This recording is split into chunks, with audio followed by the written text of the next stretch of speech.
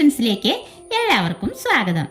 നമ്മൾ ഇന്ന് അരിപ്പൊടി വച്ചിട്ട് വളരെ പെട്ടെന്ന് തയ്യാറാക്കാൻ പറ്റിയ പാലപ്പമാണ് ഉണ്ടാക്കാൻ പോകുന്നത്. പാലപ്പം ശരിയാവാറില്ലെന്ന് പലരും പറയാറുണ്ട്. എന്നാൽ നമ്മൾ ഈ ചെയ്യുന്ന പോലെ തന്നെ മാവ് തയ്യാറാക്കിയാൽ നല്ല പെർഫെക്റ്റ് പാലപ്പം കിട്ടും കേട്ടോ. അപ്പോൾ അതിനായിട്ട് നമ്മളിവിടെ ഒരു ബൗളിലേക്ക് 2 കപ്പ് അരിപ്പൊടിയാണ് ഇട്ട് കൊടുക്കുന്നത്. ഇതിപ്പോൾ ഇടിയപ്പത്തിനും പത്തിരിക്കും ഒക്കെ എടുക്കുന്ന പൊടിയാണ് കേട്ടോ. 250 ml കപ്പിന് 2 കപ്പ് അരിപ്പൊടി. പിന്നെ നമുക്കിതിലേക്ക് 1/2 കപ്പ് ചോറ് ചേർക്കാം. ഇതിപ്പോൾ കുത്തരിയുടെ ചോറാണ്. 1/2 കപ്പേ ഉള്ളൂ, ഒരുപാട് വേണ്ട. പിന്നെ ഒരു 2 ടീസ്പൂൺ പഞ്ചസാര ചേർത്ത് കൊടുക്കുന്നുണ്ട്. ഇനി നമ്മളിതിലേക്ക് 1/2 ടീസ്പൂണിൽ താഴെ ഈസ്റ്റ് ചേർത്ത് കൊടുക്കുവാണ്. നമ്മളിതൊരു 6 മണിക്കൂറൊക്കെ ഫെർമെൻ്റ് ആവാനായിട്ട് വച്ചിട്ടാണ് അപ്പം ചുടണമെങ്കിൽ ഒരു നുള്ളി ഈസ്റ്റ് ചേർത്താൽ മതി കേട്ടോ. ഇനിയിപ്പോൾ ഈസ്റ്റ് ചേർക്കാൻ ഇഷ്ടമില്ലാത്തവർക്കാണെങ്കിൽ 1 ഗ്ലാസ് തേങ്ങാ വെള്ളത്തിൽ 1 ടീസ്പൂൺ പഞ്ചസാര ചേർത്ത് നന്നായി യോജിപ്പിച്ച ശേഷം അതൊരു 12 മണിക്കൂർ പുറത്ത് വെച്ച്, ഫ്രിഡ്ജിൽ വെക്കരുത്, പുറത്ത് തന്നെ വെച്ചിട്ട് അരിയിലേക്ക് ഒഴിച്ച് അരക്കുകയാണെങ്കിൽ നല്ല പെർഫെക്റ്റ് പാലപ്പം കിട്ടും. നമ്മളിപ്പോൾ ഇതൊരു 1.5 മണിക്കൂർ മാത്രമേ റെസ്റ്റ് ചെയ്യാൻ വയ്ക്കുന്നുള്ളൂ. അതുകൊണ്ടാണ് ഈസ്റ്റ് 1/2 ടീസ്പൂൺ ചേർത്ത് കൊടുത്തത്. ഇനി നമ്മളിതിലേക്ക് ചേർത്ത് കൊടുക്കുന്നത് 1 മുറി തേങ്ങയുടെ പാലാണ്. നല്ല കട്ടിയുള്ള തേങ്ങാപ്പാലാണ്. ഇത് നമുക്ക് ഒരു കപ്പിലേക്കൊന്ന് ഒഴിച്ച് നോക്കാം. അതായത് ഒരു 1/2 കപ്പിൽ ഇത്തിരി കൂടി കൂടുതലുണ്ട്. ഇത് നമുക്ക് ഇതിലേക്ക് ഒഴിച്ചു കൊടുക്കാം. എന്നിട്ട് ഇതൊന്ന് മിക്സ് ആക്കി നോക്കാം.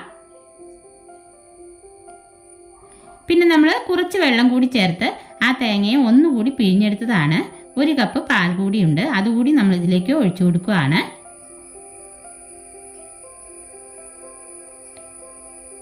അതിനുശേഷം ഇതിലേക്ക് 1/2 കപ്പ് വെള്ളം കൂടി ഒഴിച്ച് നന്നായിട്ടൊന്ന് മിക്സാക്കി എടുക്കാം. ഇപ്പം നമ്മൾ ഇതിലേക്ക് 2 കപ്പ് വെള്ളമാണ് ചേർത്തത്.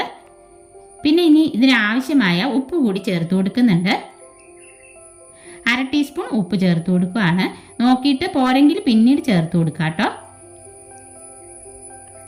ഇനി ഇതൊരു മിക്സി ജാറിലേക്ക് ഒഴിച്ച് നന്നായിട്ട് അരച്ചെടുക്കാം.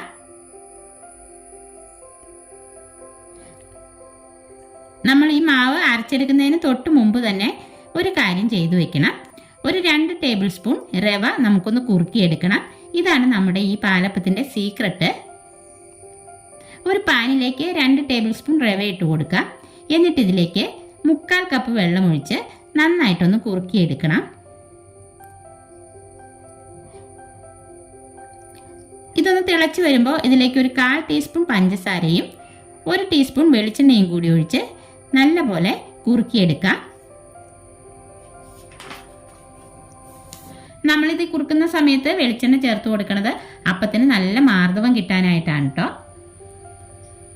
ഇതുവരെ ഇതുപോലെ റവ കപ്പി കാച്ചി പാലപ്പം തയ്യാറാക്കിയിട്ടില്ലെങ്കിൽ എല്ലാവരും ഇതുപോലെ ഒന്ന് തയ്യാറാക്കി നോക്കൂ കേട്ടോ. നല്ല ടേസ്റ്റും മാർദ്ദവുമുള്ള അപ്പം നമുക്ക് കിട്ടും. ഇതിപ്പോൾ പാകമായി വന്നിട്ടുണ്ട്. ഇനി നമുക്ക് ഫ്ലെയിം ഓഫ് ചെയ്യാം. അപ്പോൾ ഇതവിടെ ഇരുന്ന് തണുക്കുന്ന സമയം കൊണ്ട് നമുക്ക് മാവ് അരച്ചെടുക്കാം.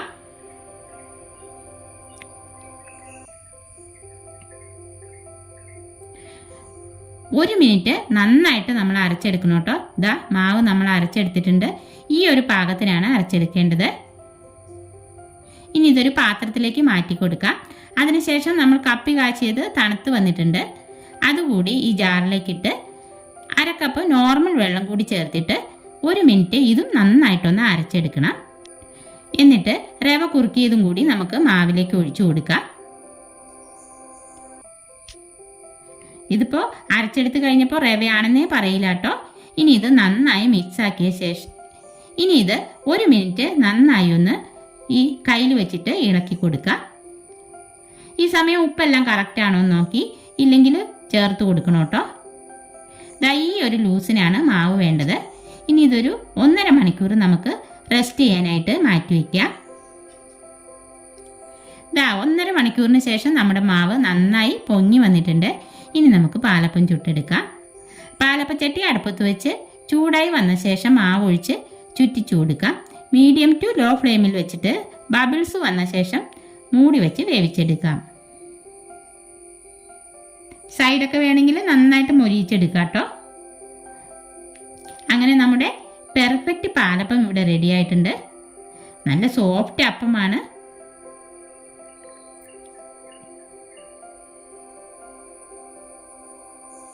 അപ്പോൾ ഇതിൽ പറഞ്ഞിരിക്കുന്ന എല്ലാ ടിപ്സും ഫോളോ ചെയ്യുകയാണെങ്കിൽ എല്ലാവർക്കും നല്ല പെർഫെക്റ്റ് ആയിട്ടുള്ള പാലപ്പം തയ്യാറാക്കാനായിട്ട് പറ്റും കേട്ടോ.